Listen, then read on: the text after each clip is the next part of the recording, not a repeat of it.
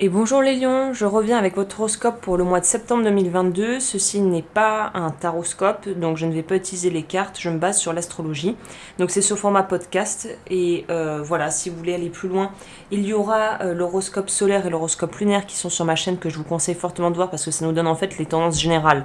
Donc c'est un peu comme si là on voit vraiment ce qui se passe dans votre bateau à vous, là, le bateau des lions.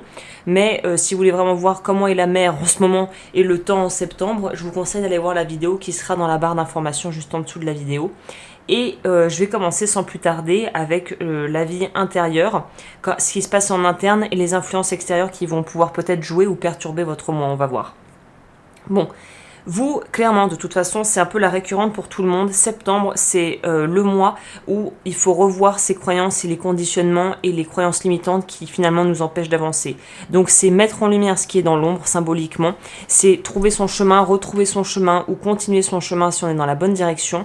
Et là, vous, ce qui est très intéressant, c'est qu'on voit que dans votre vie intérieure, vous avez besoin de pouvoir en fait, c'est ça qui est très étonnant, c'est que vous avez besoin d'être au calme avec vous-même pour pouvoir faire les choses. Et en même temps, vous savez qu'il y a une forme de limitation que qui je sais pas comment expliquer, c'est comme si vous pressentez que ce que vous pensiez être une vérité universelle n'en est pas une et que toutes vos certitudes sont petit à petit en train de tomber comme des mouches l'une après l'autre. Et mais étonnamment, vous voyez pas du tout ça comme quelque chose d'angoissant, comme un espèce de changement vraiment insurmontable ou quelque chose d'angoissant ou vraiment qui vous mette mal à l'aise, mais au contraire, c'est comme si chaque fois qu'une illusion tombe, quelque part vous disiez merci. Parce que ça veut dire que, ah bah tiens, cette personne finalement m'a déçu, son comportement m'a déçu. Ok, qu'est-ce que ça vient dire de moi? Est-ce que cette personne, est-ce que j'ai envie de la garder dans ma vie ou est-ce que finalement j'ai envie de passer à autre chose? Et boum, on est crème. Suivant. Là, la situation à laquelle je suis confrontée au travail, est-ce que c'est de ma responsabilité? Est-ce que c'est de la responsabilité de l'autre? Est-ce que c'est une responsabilité partagée? Ok. Bon, bah alors, qu'est-ce que je peux faire pour améliorer les choses pour moi? Boum, on agit en conséquence. Et j'ai l'impression que dans votre mois, tout va être un peu comme ça. Et vous allez avoir une approche beaucoup plus... on va dire comme le signe du Sagittaire qui lui il cherche, mais il cherche sans vraiment se poser de questions, c'est-à-dire qu'il cherche sans avoir la réponse, sans vouloir avoir la réponse derrière, il cherche pour le plaisir de chercher et de comprendre. Le Sagittaire est aussi un signe mutable, c'est-à-dire un signe de feu comme vous, mais mutable. Mutable, c'est qu'ils sont beaucoup plus adaptables. Vous, vous êtes un signe fixe, on est ancré dans quelque chose, on aime ça se fait comme ça, les traditions, les machins, les bidules. Si vous avez du Capricorne ou du Cancer dans votre thème astral, ça va être renforcé. Et là, on voit que il y a une notion de sortir d'une forme de fierté mal placée. Et c'est ce qui va vraiment vous libérer et vous permettre d'avoir beaucoup plus confiance en vous, parce que vous saurez que vous êtes dans votre authenticité quand vous faites les choses, et je pense que ça va beaucoup aider au niveau des relations autour de vous, professionnelles et personnelles. Dans la vie plus extérieure, dans ce qui va l'environnement extérieur, là aussi c'est ça qui est très intéressant, c'est que on voit qu'autant dans votre vie intérieure, vous faites beaucoup plus confiance à vos ressentis, vous savez beaucoup plus qui vous êtes, où vous êtes, mais il y a une notion ici de... Ça pourrait être... Alors là, vraiment, effectivement, ça c'est mon fauteuil, ok, vous entendez un gros bing, vous vous demandez ce que c'est. C'est le... Attention au contenu, c'est marrant parce que cet été, enfin c'est-à-dire en août, j'ai sorti une vidéo explicative par rapport justement au remaniement de la chaîne, de ma chaîne que je voulais faire. C'est d'ailleurs pour ça que vous avez maintenant des podcasts et non plus des tirages et que je ne suis plus dans les tirages horoscopes qui sont en fait où j'utilise les cartes. Bon bref, pour vous la faire courte, je pense que vous êtes un peu dans une énergie où vous devez remettre en question certaines valeurs ou certaines...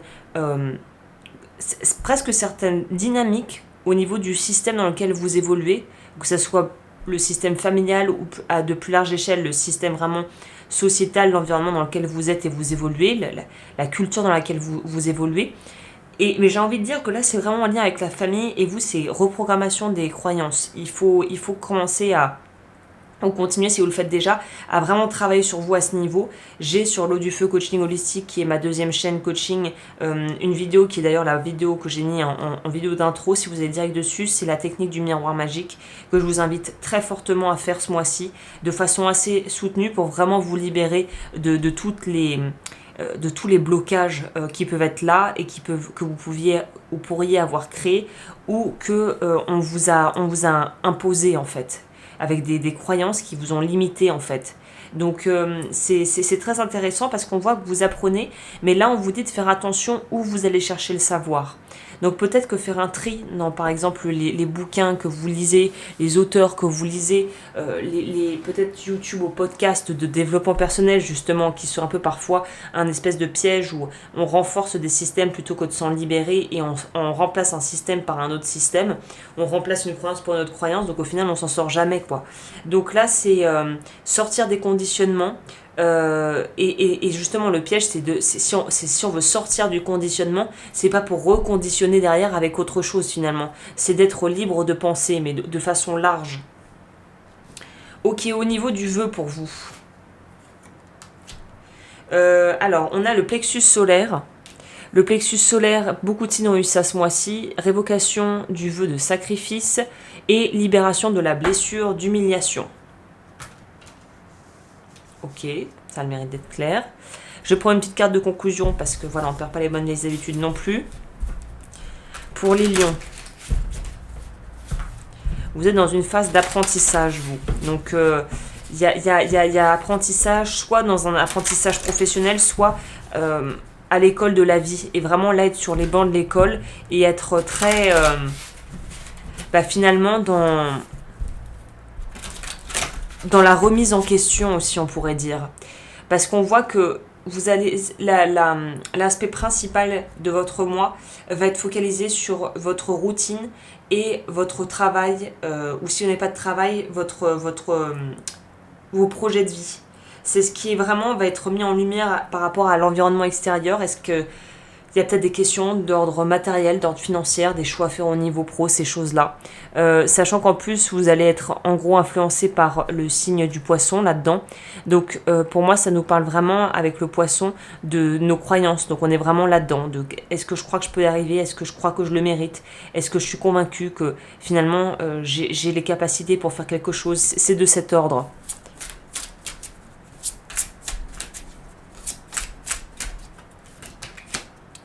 L'abondance, les choses semblent très bien aller, faites cependant preuve de patience, élaborez des projets long terme. C'est peut-être pour ça qu'on vous dit d'avoir une approche presque d'écolier ou peut-être d'universitaire plutôt. C'est qu'il faut faire une recherche, c'est comme si vous aviez une thèse à faire, un truc important. Et il faut que vous le fassiez en ayant tous les paramètres et toutes les données. Mais pour avoir toutes les données, il faut essayer d'être capable de remettre en question certaines choses que vous avez appris par le passé en fait. C'est un peu comme si on se spécialisait, je sais pas, en histoire et qu'on se rendait compte, on faisait des études en histoire, je sais pas, de la Grèce antique et qu'on se rend compte qu'à l'école, ce qu'on nous a appris, c'était vraiment... Il manquait le quart de la moitié de l'histoire complète. Et c'est de pouvoir se dire que souvent l'histoire est écrite par les vainqueurs, pas par les perdants. En tout cas, c'est ce qui nous reste la plupart du temps. Et c'est de remettre en question justement ce que vous avez appris. Et je pense des choses que vous avez apprises depuis très longtemps à faire ou à être ou à dire. Voilà. Bah écoutez, merci d'avoir passé ce moment avec moi, j'ai fait le tour pour vous. N'hésitez pas comme toujours à liker, à vous abonner, à partager si vous pensez que ça peut être utile. Et puis, vous pouvez me retrouver sur l'eau du feu coaching holistique, sur Patreon pour le soin avec les bols tibétains que je fais tous les mois pour réharmoniser les chakras. Et je vous dis à très bientôt pour de nouvelles vidéos. D'ici là, prenez bien soin de vous.